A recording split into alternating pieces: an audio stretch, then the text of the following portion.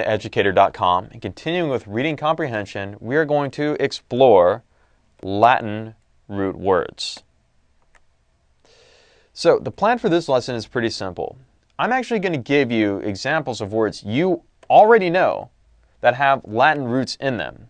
And then I'm going to give you examples of prefixes and root words, and I'll explain what each one of those means.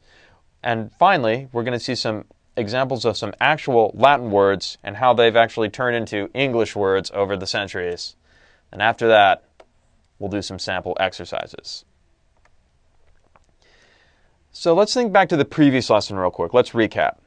We had these strange words like ontology, geology, and biology, and we came up with L-O-G-Y. Well, L-O-G-Y is the root word, and that meant something like study of, or learning of, or knowledge of. And then once we figure out what bio, geo, and onto is, we could figure out what these words mean. Latin roots work the same way. I have a prefix, which comes before the root word sub, and then I have this word right here, mar. There it is, the word submarine. Where do submarines travel? Beneath the water. Now, why do we do these Latin roots? Why do we go through them? Well, first off, it'll make it a lot easier to understand big words. And I can't emphasize this enough. I mean, would you rather memorize 24 root words or 300 new vocabulary words? This is going to make things a lot simpler for you. This word right here, malefactor, there are actually two words there. And by the end of this lesson, you are going to understand exactly what that means without me even having to tell you.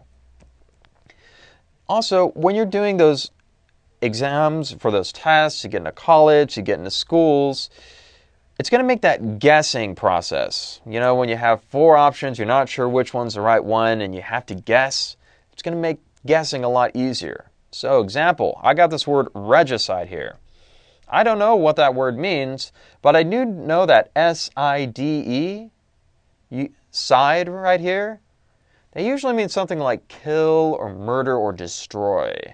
So I at least understand a little bit of what that word is about. As a final note, those of you who speak Portuguese or Spanish, you're actually at an advantage here, because Latin roots are very, very close to Spanish and Portuguese words. In fact, in that example, submarine, you already saw that the word for, ocean in English is already there, mar.